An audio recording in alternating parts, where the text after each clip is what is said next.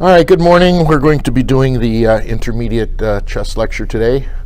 My name is Mitch Jason. I'm one of the directors here at the LA Chess Club. And we're going to have a little game from the very first official world champion, Steinitz versus Belayev. This was played in London, 1866. At the time, Steinitz was not yet the official world champion because they did not have the contest set yet, but he was on his way. It'd be another 20 years before they held the first official playoff for the championship. Steinitz is playing white. Belayev is playing black. E4, great opening move for white. Why? Because bishop out, queen out, sits on one of the four center squares, controls a center square. And if it's good enough for white, black says it's good enough for me. Same thing, bishop out, queen out, sits on one of the four center squares, controls a center square. Now, back then, over 150 years ago, they were playing the King's Gambit quite a bit. King's Gambit is a kind of wrestle-tussle kind of fight where somebody's going to get knocked out. You're not going to win on points. This is not going to go 15 rounds, and you're not going to have somebody win at the end on a pawn queening, okay? Somebody is going to win or lose very quickly because of this, okay? Black takes, quote, the free pawn,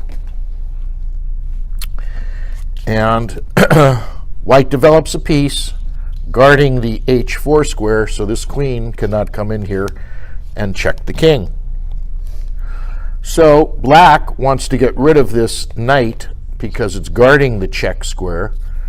So black pushes g5. Knight, of course, cannot take because it is guarded by the queen. And the next is going to be a pawn here to attack the knight. When the knight moves, queen will come here and check. Pawn really can't block the check because this pawn is sitting here, will be taking, and the whole side, king side of white will collapse. So white counters with h4. The point being that when the pawn pushes, the knight can now move, and the queen will not be able to come here to h4 and check the king because the pawn is guarded by the rook. Sure enough, black attacks the pawn, the knight, with the pawn. So we have a bunch of choices here for white. I don't think it's a wise choice to allow his knight to be taken even with the queen being developed. You're only getting 1 point in power for 3. Not a good trade. So let's find a decent square for this knight. Maybe g5, but it probably can be kicked immediately.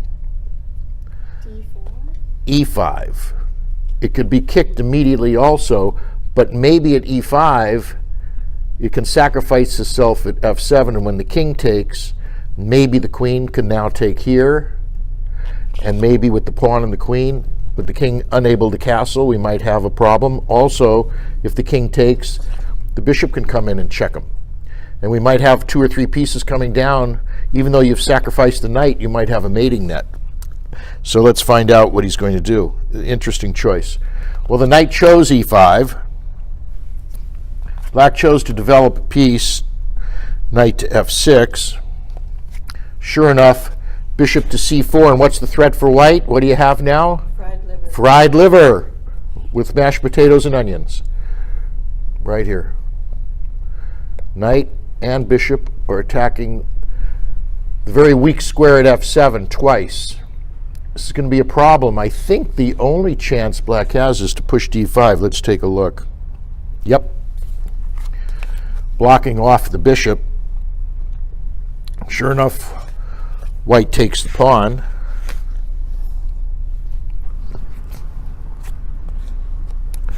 Bishop to d6 to attack one of the attackers on f7. Let's just trade it off, even if it means losing this bishop for a knight. Now, back then, the grandmasters knew, even then, before computer analysis proved it, bishops were better than knights. They were stronger than knights, especially in endgame. And the computers over the last 30 years have proved that bishops in endgame go up to 4 points in value from their opening 3 or 3.2, depending on the opening that you play, Knights stay roughly at 3 points. So these do go up to a full 4 in endgame. So try to hold on to your bishops. And if you play over all these Grandmaster games over the last 150 years, you will find that the majority of time they love to give up their knights to get your bishop, because they know that in endgame a bishop is stronger than a knight most of the time. There are always exceptions, but I would say 4 out of 5 times, 80% of the time, the bishop is stronger than the knight in endgame. Okay, so bishop to d6 to attack one of the attackers of f7. So if we move this, it might allow this to come in here and check after the pawn push, and that would destroy white's side. So what white does is he just says, okay, go ahead, take my knight, and I'll take your bishop. And I'll have 2 pawns in the center on the 5th rank coming right down. You haven't castled. Now, I haven't castled either, but it looks like my center is a little bit stronger than yours. I have an unofficial way of counting center control. What I do is just give every piece that controls one of the 4 center squares on your side 1 point, and then give 1 point to the other side also. So let's just unofficially count. This pawn is sitting on a center square, so I give it 1 point. It's controlling this square, so I give 2 points. This pawn is sitting on one of the 4 center squares, that's 3.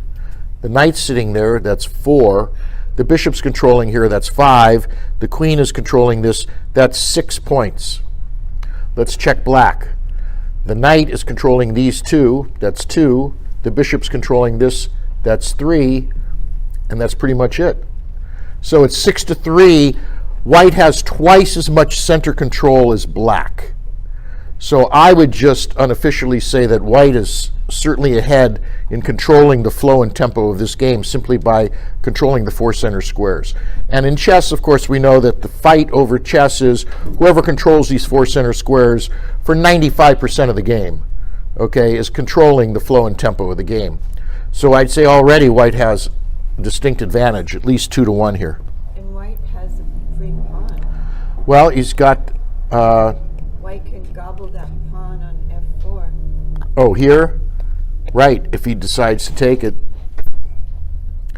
But I think he's got bigger fish to fry. I think he's trying, I don't know if he's trying to keep black from castling it. I don't think castling over here is very safe with this semi-open g-file. I think it would be probably in black's best interest to get these guys out and castle queenside. But I don't think he's going to have enough time. All right, so let's check it out.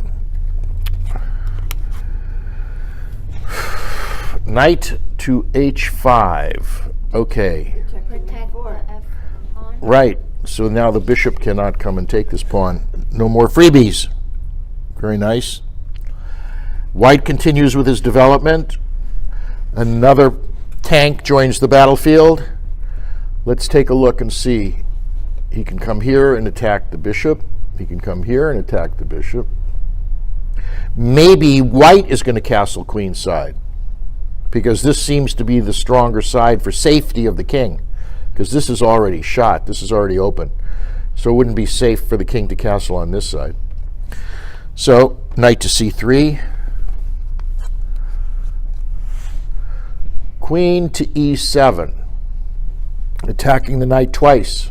Once, twice, only guarded once. So bishop can take, pawn takes, queen takes, check. Okay. Also, maybe black is starting to think, all right, 2 more guys out and I can castle long.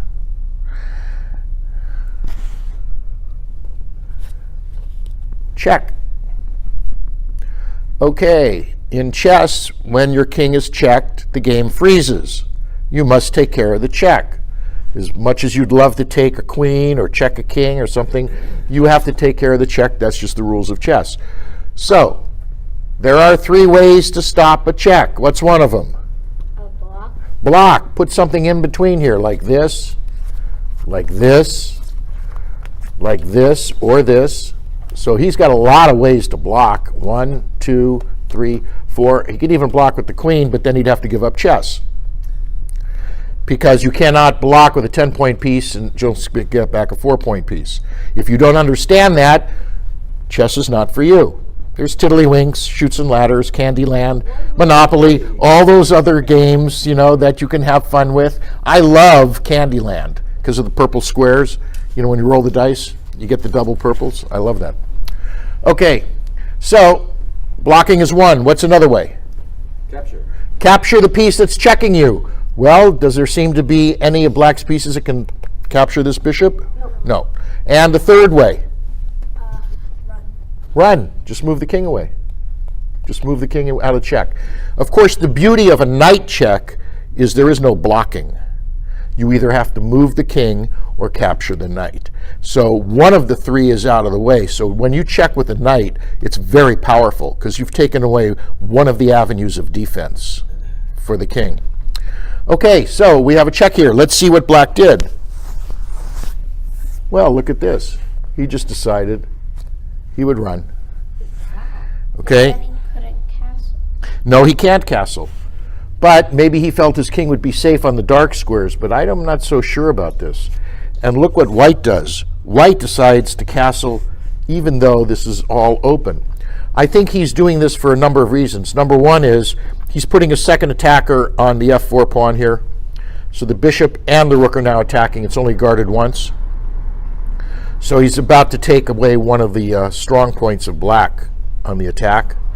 Also, he might be able to get this rook over here, move the knight, and do an attack on the queen. But he's also allowing black to take this pawn. It looks very scary here. Very counterintuitive.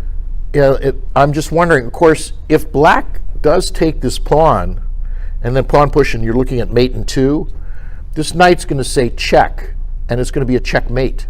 Oh, I see, the queen cannot leave. This is checkmate. Knight takes pawn, king has no escape squares, and it's checkmate with the knight. He could go e7. Yeah, because the queen is gone. You're right. He would be able to go because the queen would be up here. So check here. Oh, but then rook over or queen up. I think he'll get mated. I think it'll probably be a mate in 2 or 3 if the queen takes this pawn. I think it's like mate in 2. All right, so sure enough, because the knight is so strong, as much as black, I'm sure, hated to do it, he had to take the knight.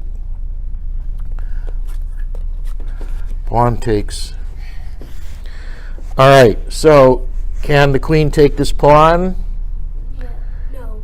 Well, he looks like he can, but would he be able to? Because when the rook comes here and the queen moves away, this will be checked.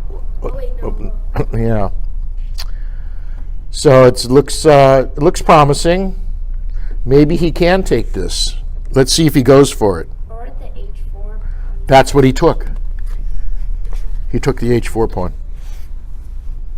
It's exactly what he took. Says it says it looks very black for white, which means pawn push here, queen checkmate. So 1, 2 moves to checkmate, because the king couldn't escape if the pawn's here, right? So it's looking like black has a checkmate in 2 moves. So white is going to have to come up with something right away.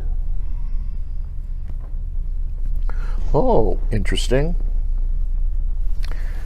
He takes the pawn with the rook. Why not? Oh, that's a sack. It's an exchange sack. He's giving up a rook for a knight if the knight takes. And sure enough, knight takes rook. What does he get? Well, the bishop takes the knight, and what happens is now, if the pawn pushes threatening checkmate, the bishop can sack itself. And there will be no checkmate, at least for 3 or 4 moves. And this might allow white in the center here to start his own attack. Remember, this king is stuck in the center because he never castled. Black has a bishop and a knight not on the board. Well, sure enough, all checkmates in 1 move must be respected. You have to somehow stop this checkmate, right? As much as white would love to start his own checkmate, he's going to see that he's going to be checkmated in 1 move. So how can you do this? How can we stop this? Just sacrifice him by taking the king. He has another way. Move the king. Okay. This is a check, and when the king moves here, the queen can say check and the king can move up. Now he will lose a rook, but I'm anticipating that this check here will lead to checkmate with the bishop. Why wouldn't he move the king over to F1 so that when the queen comes down for the check, they just trade Because then queens? he loses the initiative. Yeah, well, the thing is that I think the reason that he brought the queen up is to allow for this check. In other words, he's trying to entice black to do this, because when he comes over here, what does he have now? Check here, king up. If he takes the rook, this is going to be mate in 2. Aha. So I don't think he has time to play around with that. All right, so after rook here, but I'm not sure what this does, because there's 2 pawns here. This is a locked up closed file. It makes sure the bishop can go to G5 for checkmate. Yeah, that's it. The bishop, once the queen goes, then the rook can take the bishop. Very good. He's stopping the check from the bishop. Excellent. So white starts his own attack in the center. Pawn takes pawn. Excuse me. Now, should white take back, or does he have a better move? Interesting move. Wow. He sacrifices. Yes, well, he's sacrificing, so there's no check here now. He doesn't have to worry about this check. But then the rook would just, or the queen. Queen up, threatening, bishop takes. Queen takes bishop. Why wouldn't you just do it Because otherwise he could like and trade queens? No, but then he could say check and it'll be mate. He could have took with the rook. But then queen f8 checkmate. Oh, but then he comes here for checkmate. If he takes It's still checkmate. See, he's got 2 checkmates. He's got a checkmate here and a checkmate here. So, and both of them were being guarded by the queen and the rook. So if either the queen or the rook moves away, there's going to be a checkmate either at f8 or at f6. He has no choice. He has to stay on the open file. So now let's take a look and see what we have. What are the threats? Oh, the threat's checkmate here because of the bishop. Queen coming here and saying checkmate on the king here. Queen's protected by the bishop. So doesn't that queen have to take that bishop? Well, no, he just blocks the bishop from protecting the c7 square. He blocked off the bishop. But if he takes the bishop, if black takes that bishop, there's no more. No, but then the queen, but then they would checkmate on F6. On D. F6. Well, here we have a little what we call a real exchange sack. Queen takes rook check. And of course, the queen has no choice but to take. And then bishop h4. Bishop h4 check. No, that's Queen here, bishop h4. mate. Yep. Black could have avoided them. That is a really fun game. Steinitz, 20 years later, would be the first official world champion in 1886 when they held the first match. This is 1866. But as I told you, when you play the Queen's Gambit, it's a knockout game. Somebody's going to get knocked out in the 4th or 5th round. It's not going 15 rounds where you win on points with the judge's scorecard. It ain't going to happen that way, okay? The King's Gambit is a knockout game. And the last time it was played at the highest levels, I believe Nakamura played it in the U.S. Championship about 4 or 5 years ago. And I'm not sure of the outcome. You could probably check it out, but it was a surprise. And you can still use it as a surprise if you understand it, okay? But there are counters to it, which is why it's not played in this age, okay? Because especially of D5. So that was a really fun game. I enjoyed that. Okay, National Master Ruben is here, and He will be taking over for the second half of the class. Thank you. Thanks, Mitch.